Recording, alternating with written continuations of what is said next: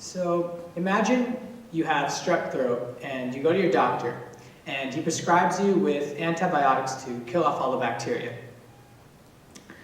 Imagine, however, if these antibiotics were useless and had absolutely no effect in treating your illness. Now let me remind you that if strep goes untreated, it has the potential to be fatal. Looking on a larger scale, imagine if we couldn't get treated for all the illnesses involving any type of antibiotic. We begin to rely so heavily on antibiotics that we began to misuse and overuse them. So this leads to what we call as antibiotic resistance. And it's the ability of bacteria to survive even after being introduced to antibiotics. So I have good news and bad news. The bad news is that this is a growing international crisis, especially in countries that are less medically regulated, such as India. However, it is also a growing problem in the United States. In fact, we have 2 million illnesses dealing with antibiotic resistance, and 23,000 deaths that have directly dealt with antibiotic resistance, and many more deaths that have been further complicated by antibiotic resistance. The good news, however, is that there are organizations, including the CDC and the APUA, that are working to prevent further resistance. However, many people think it's too late to have this kind of initiative. As you see, if you just do a quick Google search, you'll see headings like these, like the age of antibiotics is coming to an end, or we've reached the end of antibiotics. So clearly, this is a huge problem, a huge crisis that we are dealing with today that has been completely ignored until recently. Until, we realize that this has the potential to set us back to a post-antibiotic era, to an era where antibiotics and drugs no longer have any effect, and where what we consider mild or treatable illnesses are no longer so, and they have the potential to kill us, something like strep, for instance. However, the most concerning are C. diff, which produces life-threatening diarrhea, gonorrhea, CRE, which rapidly spreads in the hospital setting.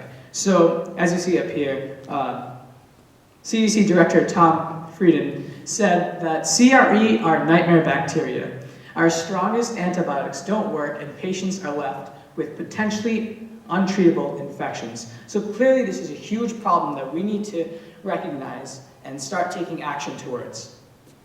So first and foremost, how do bacteria get resistant? So before the antibiotic is introduced, we have a wide range of bacteria, ranging from low resistance, yellow, to high resistance, red.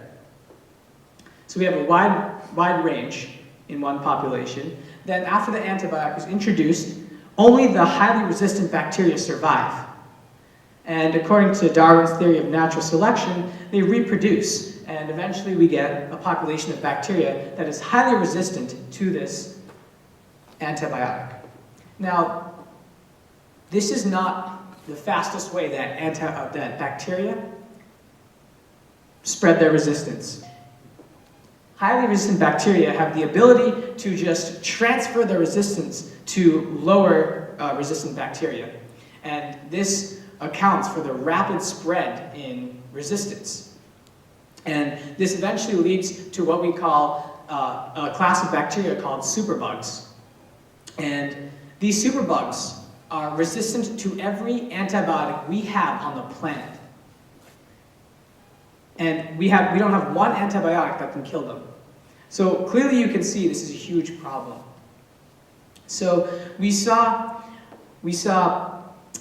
antibiotic resistance from bacteria even before Fleming discovered penicillin. However, we saw an increase in the numbers of antibiotic-resistant bacteria and the numbers of superbugs after we began heavily relying on antibiotics, such as penicillin. And we see, if we don't stop it now, we will see an exponential increase in the number of superbugs. And clearly this is going to be a huge problem if we don't take precautions and prevent such resistance from occurring. Now, I attribute three main causes. First, which is overprescription by physicians of antibiotics. So basically, physicians, when you go to your doctor, he can't tell with 100% certainty whether it's a bacterial infection or a viral infection. So as Dr. Spellberg said, in fear of being wrong, physicians prescribe antibiotics anyways.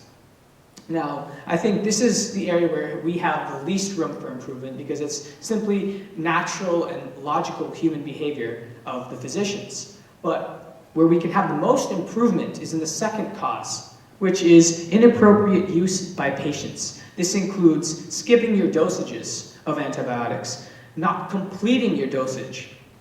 So you think, oh, my symptoms are gone. I don't need to take my antibiotics anymore because I'm all good. But that's where you're mistaken, is that there's still a chance that bacteria are still residing within you.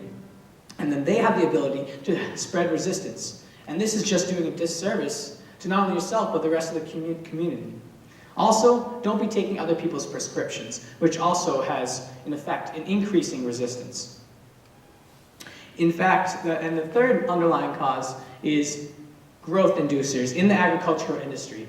In fact, according to the APUA, more than half the antibiotics that are sold for agricultural purposes, for growth inducers and weight gain, so we can have better food. So, in fact, FDA came out with, communicated that 28.8 million pounds of antibiotics were sold to the agricultural industry for this purpose. So we can also see a large improvement in this area.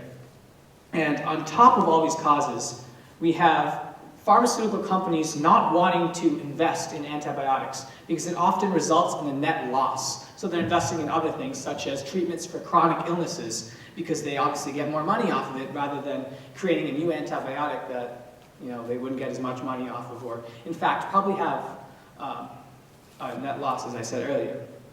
So Dr. Spellberg said that antibiotic resistance is everyone's fault because, as you see, this covers pretty much everybody. These three underlying causes have to do with each one of us. So I was thinking that the only way that we can solve this problem and prevent further resistance if we all take action. So I created the 4 do nots. And it came out to be, I created an acronym saying DIPS, right? So first is don't take different prescriptions. Don't take other people's prescriptions. That's for D. And then for I, don't incompletely take your dosage, or you have to finish your dosage. Don't not finish it because you're going to leave bacteria inside you that are going to be able to spread their resistance. P, don't push your doctor for antibiotics when he says they're not necessary. Obviously, you can't refuse it if you continue to push, and this just does a disservice to the rest of the community and yourself. S, don't skip doses because bacteria are able to survive and then spread their resistance.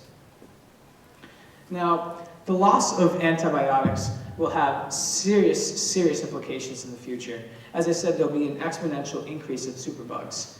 And this will not only affect just simple illnesses such as strep and gonorrhea and C. diff and CRE, as I said earlier, but they'll affect cancer treatments and organ transplants because they all rely on antibiotics. And if these antibiotics don't work, we are in a serious crisis. So we need each one of you to take these actions. Because we're not directly involved in the science, or most of us are not directly involved in the scientific community. So we must take these 4 steps to do the best we can. Because this is where we're going to see the most improvement.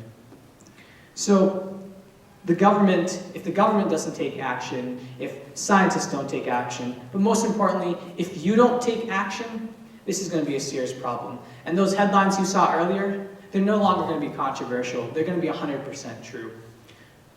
We do not want to enter the post-antibiotic era.